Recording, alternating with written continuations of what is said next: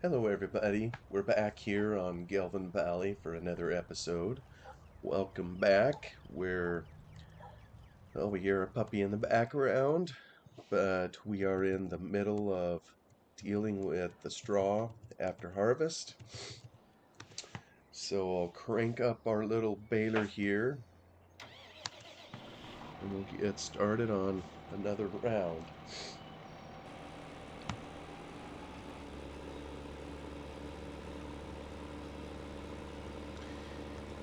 You know, every night, or whenever I do these episodes, I always wonder what I should talk about.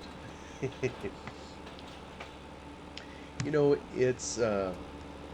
I've only done a few videos here, and obviously I have virtually no followers, very little interest in my channel at present or whatever, and I'm still not sure, what I'm going for with all of this. I think some of this is still just a lark.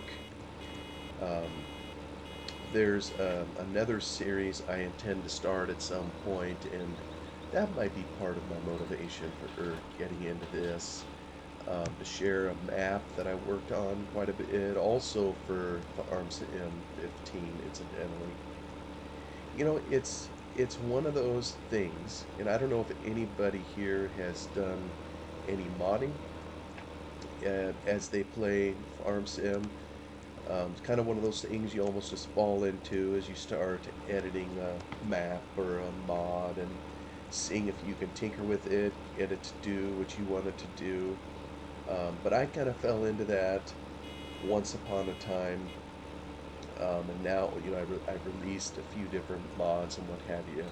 But there was this one map in Farming Sim 15 that, well, it kind of was my gateway, if you will, into Farming Sim 15. If I back up just a little bit, and I can't even remember anymore if this is something, I put in these videos. I apologize if this is a repeat. But my wife and I, we got Farm Sim '09. I can't even remember the year. Long time ago. We were going to give it to our kids. For whatever reason, we decided not to that particular year. Maybe they weren't old enough.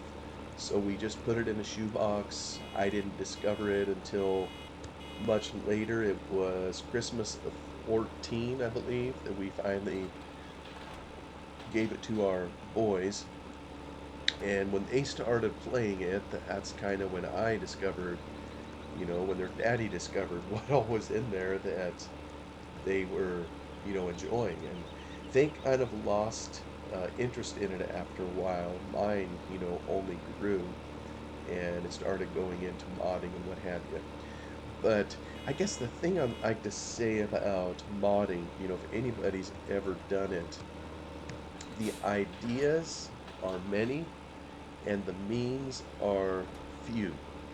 When you start out doing it, nobody has any skill at it, knows how to do it, and the giants, they only publish a limited amount of information on it and what have you. So um, you kind of have to figure it out piece by piece, and in some twisted way, I almost think that is part of the fun.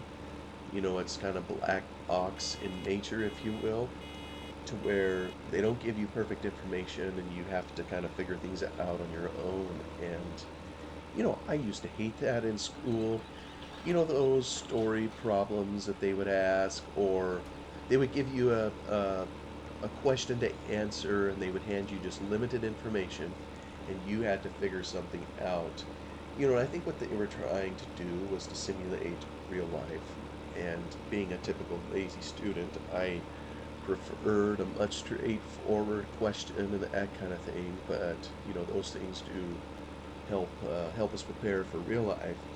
Well, modding's kind of that way.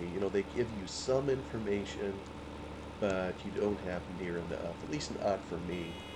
And there's some disciplines that are just hard to pick up, without a whole lot of practice or advanced knowledge. The way I kind of see it in the modding world, um, there's, how would I put this?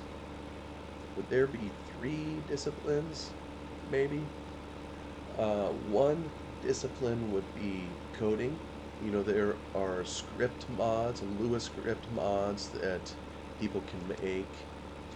Um, and there are uh, 3D object or like, you know, making tractors or combines. If you have the ability to make 3D models, that's kind of another discipline.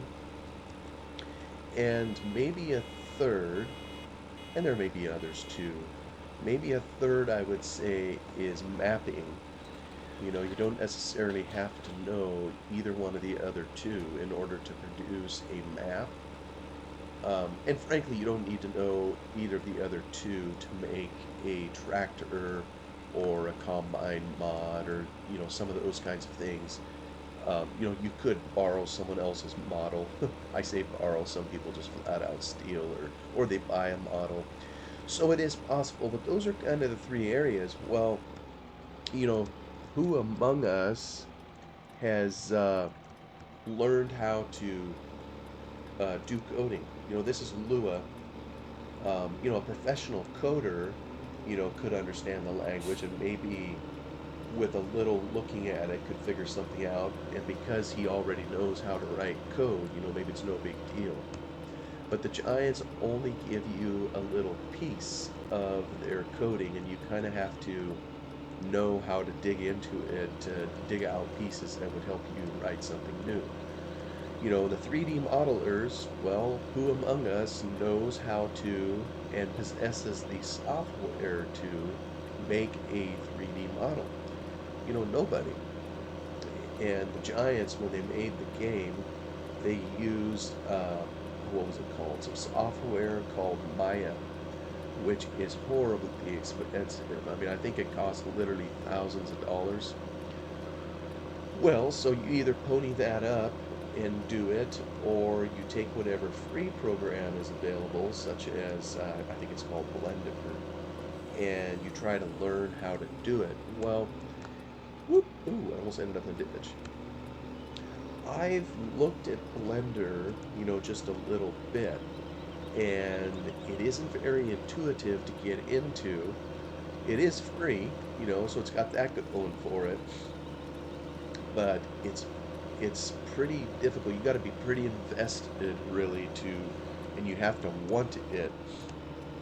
And I would say that's true of any modding. You know, if you really want to do it and get into it, you have to want to do it bad. So much so that, you know, you make sacrifices to learn how to do it. And probably the number one sacrifice is sleep, because it's going to take a whole lot out of you as you learn how to do it. You know, whether it's Blender software or how to do Lua coding. For me, for whatever reason, I kind of chose to dive into Lua coding. You know, the first mod I made was Rock Spawn, which is a script that attaches itself to all plows and cultivators so that when they do their field work, they periodically crank out a rock. So, you know, there was a little bit of both actually. You had some 3D objects that would come out, also, I mean, the rocks, that's what it would be. And then you had a bunch of coding to to tell the program when to generate a rock object during the plowing or cultivating process. And I was starting from ground zero. And maybe at some point I can kind of tell more of a story on that particular mod and how it came to be. But I started with nothing, and so, you know, I purchased books on how to code Lua because I had absolutely no knowledge or comprehension of coding. I scoured the forums for information, you know, all these things, and like I say, maybe I can get into more in another episode. But it was a lot of hard work, and you know, the same thing with Blender. You would have to have a similar discipline to learn the program thoroughly to be able to use it to create objects, mods, and so forth in it. I do think, though, for Blender, there's probably a lot more resources available on how to use it and that kind of thing than there would be for that would be useful to farming sim than there are on uh, Lua. That's just kind of the way it is. But then we get to mapping, and like I say, I just started up this other series. It's a map called Glen Ellie, and somehow I got sidetracked back over here to Gelvin Valley. It's just such a beautiful map, so I kind of got going over here, and I left off some of the work I was doing on the Glen Ellie map. Um, so you can check that out if you're interested in all that. But this was, I kind of mentioned we didn't even know the farming sim game existed until uh, basically the Christmas of 14, and that was Farm Sim '09. So, after seeing what that was and getting into it, I immediately hopped to the internet. I started finding websites dedicated to farming sim, and I learned, well, there was a whole bunch more versions out there. So in short order, I had purchased Farm Sim 11, Farm Sim 13, and then eventually got Farm Sim 15, which was the most recent version kind of at that point. So I spent a lot of time in '09, a lot of time in 11. I didn't spend a lot of time in 13. Kind of my thought was try to enjoy each version of it, but there's no time. I mean, there's just no time. There's all kinds of other things to get to in life, so eventually landed in 15. And each version of the game, of course, is going to be similar, to the others in terms of controls, the basics of what you do, and obviously the Giants keep adding things to the game as they go, whether new equipment, new functionality, refinements, and so forth. So getting into 15, I watched a map series by this guy called Farmer Yip. He was someone that was active on at that time, on the FSUK forum, which was set up dedicated to Farming Simulator of all versions, and he'd already released some maps and what have you. And this go around, he was going to build a map on Twitch so that anybody who wanted could watch hour after hour after hour as he built a map from scratch, literally from scratch. So he had even no dem map. Every mark in the map was made as an edit by him. And so if you wanted to, and I tried to do this a few times, you could watch him do this and he would talk to you while he did it. You could interact with him kind of like you can over on Twitch. And people could type in questions and he would try to answer them. It really was kind of a unique experience. And and I know I've done a video or two kind of this way too, that I call modding videos, and I don't intend them really as tutorials, to teach someone how to do something. Well, because number one, I'm not really a highfalutin teacher, if you will. I mean, maybe there's something someone can learn in it, but it's more to show the process of modding, which is one of discovery, and there's a lot of defeat that happens, while you're in the process of discovering, and you keep hoping to find that one little nugget you need that will make your mod work the way it's intended, and then you can be done with this silly thing. But a lot of times, what maybe seems simple in the end when you finally figure it out, you know, took a whole long journey just to get there. And so I've done a couple modding videos, I think trying to fix the combine, like in this map and whatnot, just to kind of show what that journey could look like. So they're not quick little tutorials on how to do this or that, unless, I happen to get lucky and I figure something out, and it can go quicker. But this guy, he did a whole map, and he's pretty good at maps, so people could see just what kind of time, effort, it takes to do it, which of course was less time than it would take someone who didn't have armor skills. You know, anybody at some point can open the Giants editor and you can do a thing or two in it.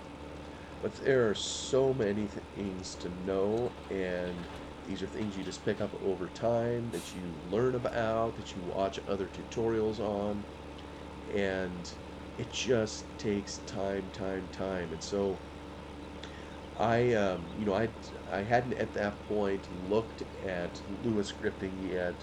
I was just kind of dabbling with some other things, and mapping seemed intriguing to me. Kind of like I mentioned earlier, to me, the map mods are the best mods, and I think they always will be to me. I mean, just look at this map. I mean, isn't it? It's just gorgeous. This is a world that you're in, and I don't care what kind of a tractor or combine you put on these hills. The map is what makes them stand out, and it's the map, where we do all this stuff. So I was climbing a bale. I was heavily interested in learning how to do a map, and there's just so many things to do. If all it was painting down a field, like the one we're driving on right now. Well, okay, I mean, there's a certain artistic flair and touch, in terms of how it lays it out, and some people have that eye for those kinds of details. And honestly, I'm not one of those kinds of people. I'm really not. For me, I think if I made a map from scratch, I would start with a DEM map, a topographical map that was some region of the world, so I could just try to represent it the way God made it, versus trying to invent something on my own. I mean, that just isn't my forte, when it comes to graphical things. Um, but there's so many different disciplines in a map to learn, and painting fields is about one of them. There's things under these fields. There's different layers that you have to be cognizant of. There's foliage types that go over the top of this, and there's ways and means of installing new foliages. There's different textures. There's all kinds of 3D objects, and there's ways and means of getting 3D objects in your map. There's the basics of that you need to make a map run, whether it's a home start point, a selling point, a place to purchase machinery. There's also livestock. Where do you put your animals? And a special way of putting those on the map. It's another layering system for that too. There's, you take like a BGA. There's scripting you need to know how to do, some XML coding that underlies the map. There's, all these different things that a mapper needs to learn, to put together a decent map. And no, you don't have to know all of them to put together a map, but as they say, kind of what separates the men from the boys, if you want a map that stands out, there's a whole lot of stuff you need to know how to do, in order to put one together. So, be curious to know, like in this particular map, Gelvin Valley, I have no idea where Wild Wild West got his skills at it, or what kind of research he did to learn how to do what he did here. But it's just stellar. To my knowledge, it's the only map he ever made, and it's right up there, in my opinion, with some of the best maps, that have ever been made. So somehow he picked up the skills to do it, and he produced one map in two different versions of Farming Sim, and he did a bang-up job at it, and somehow he acquired all the skills needed to do that. And there's also other mods you can embed in your map, which he's done with this one, incidentally. He has, we haven't done anything with it on the series yet. Maybe it never will, I don't know. But it's the hog fattening units, the beef fattening area. That's all a separate mod. It has some additional Lewis scripts, that run those parts. And the mapper needs to know how to install those to the map so that they work properly. And It's no small feat, to be able to do that. So all that to say, this other map, Glen Ellie, kind of what I did, this one maybe I've already yet, I watched his series on Twitch, or as much of it as I could, and then I started playing his map once he released it. I and another fella who also watched, his Twitch stream because it was just fascinating seeing what goes through the mind of a modder, as they put things together and tackle issues. So he watched it all too. We got it set up on a server. We played the map extensively, and several times in there, I just started picking apart his map to see various parts and seeing how I can learn how to adjust it. And so, like I say, I used his map to kind of learn the ropes. One area, for example, he has a pasture for the cattle on it. Well, so I wanted to know, how do I make this pasture bigger? So I pulled up a video on YouTube that taught me how to do it. And so I redid it on his map, and after a few attempts here and there, eventually I got it working. So that was one new skill under the belt. And if you know how to do one animal, you can do all the rest of them fairly easily. And then there's nuances to all of these. He had his pasture sitting on a pretty steep hill. So, I'd notice in games sometimes the cattle wouldn't appear right on the hill, or they went through the hill, they weren't walking on it. So there was other tweaks and things I had to do to it to get it to work as best I could. So it's all part of the process, and a lot of times there just flat out isn't any documentation available anywhere on some of these tweaks. You just kind of have to learn them on your own, or if you're able to find it on a forum somewhere or YouTube, you glean information kind of from all of those sources too. So I did a ton of stuff to his map kind of over time, and in all this, I mean, this is kind of what I was going to try to get to kind of at the beginning of all this, and then kind of just went down the rabbit hole on modding in general. Um, by the time I figured a lot of this out, I did some things on the map, but then I had dreams, and that's kind of what I was going to talk about initially. Is if anybody's ever done modding, the ideas are many, but the time and talents and all that are few, namely in your own self. I can't tell you how many ideas for a mod I've had, and everybody has ideas, the things we'd like to see or want to have in game. A lot of times online forums and whatnot are riddled with people either begging for certain types of mods to be made or ideas to try this or that. But the skill to do it, that's another question, and the time and dedication. So this particular map, I remember at the time it was, we were right on the cusp of Farm Sim 17, and we were still playing Glen Ellie, I and this other fella, and I was still working on it, making additional tweaks, and the final version of the map, that I worked on, I don't think we ever uploaded to the server, so there was a number of improvements and advancements, that I had put on there that, we just moved to another map at that point, and we never did play it. But I kept it. And I even had a Word document on my computer where I had written down all these additional ideas, that I wanted to make on it.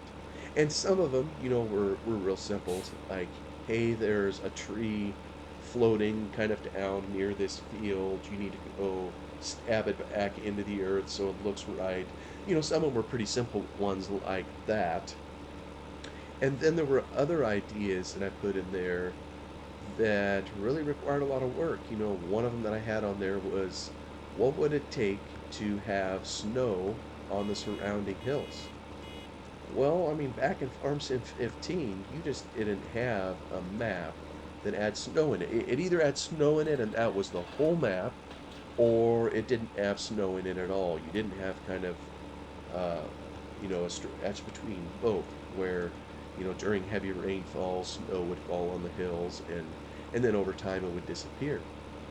Well, so that's kind of an idea I put on there, and then as we all know in Farm Sim 17 and beyond, the Seasons mod kind of came to be, and I think by then the game had made a number of improvements that made it easier to put something in there like Seasons, whereas it would have been tougher to code all that in back in Farm Sim 15.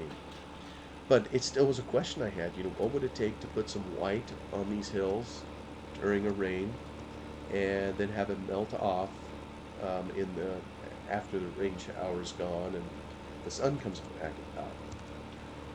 Well, I think it was, I had all these ideas, and like I say, a new game came out. I even made a number of mods for Farm Sim 17. 19 eventually came. I didn't care for it as much as 17, so I kind of stayed in 17, and now we have 22 out, and I have these other games.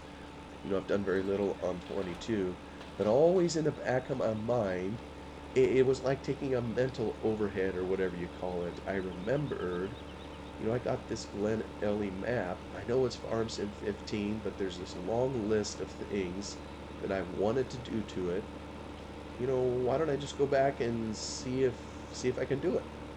So I kind of went retro, and that's kind of how I ended up back here on Gelvin Valley too, because I don't know, you come back to 15 and you start nosing around and remembering things, the maps you had played or whatever. And so I remembered Gelvin Valley. I downloaded it again, and kind of here we are. But I also, and this was last fall, maybe September, October-ish of 21. Um, I just made a decision to kind of reopen the map and go back and look at my list, see what might be feasible and what wouldn't be, and spend a little time and see if I can make the map kind of what I wanted it to be. Well, the part of the trouble is then additional ideas kind of came to mind, as I got going on it, so it turned into a much bigger project than I ever intended. So I don't know how to contact Farmer Yip. I know he's out there somewhere. He's in Scotland. I live over here in America. FSU UK is closed. I can't even send him a message. So, it isn't even something I'm ever going to release, this Glen Ellie. And even if I was in contact, I'm not sure I would. In order to release a map or any mod, there's a lot of polishing you need to do, or that you should do before you just turn it loose to the general public, and make sure you drum out all the errors if you can. And credits are very important. If you download a 3D model of something or take someone's mod and you implement it in your map, really you need to have their name in the credits. And some mappers are very good at this. Others, you can tell they just cobbled it together and they didn't care about it. They don't even mention all the people they took it from. And well, to me, I can't do that. That seems unethical. So there's been so many things I've downloaded or borrowed or used from other people, and so I can't even begin to recount all of those things. So since I can't do it, it's odds are it's something that would never be released. But I can use it, for my own personal enjoyment, and kind of like I mentioned at the get-go, that was part of the reason for considering a YouTube channel. Was, well, if I can't release it, I can at least share, what I did on it, and maybe it'll encourage some others. Maybe there'll be some other mods developed or ideas along the way. I don't know. Like I say, I'm still kind of playing all this by ear, and who knows where all this is going to go. But just a general question I guess I'd throw out there if anybody cares to respond, and you certainly don't have to. But if you've done your own modding adventures, what do you still have on your, oh, what do you call it, modding junk pile? ideas that maybe you had that never you could never figure out, couldn't work through, or that you didn't have time for, or if you ever do have time, you're going to go pursue it again. I was mentored in some of my modding, and I know that's something my mentor said, that it was common for a modder to have a list of ideas, kind of a mile deep, and some of them you just can't get to. Others, they're maybe given enough time you could, but they're hard, they're difficult, and so you just throw your hands up or you shelve them. You get started on them, but then you put them away, and maybe you return to them, maybe you don't. So that's kind of how I treated this Glen Ellie map.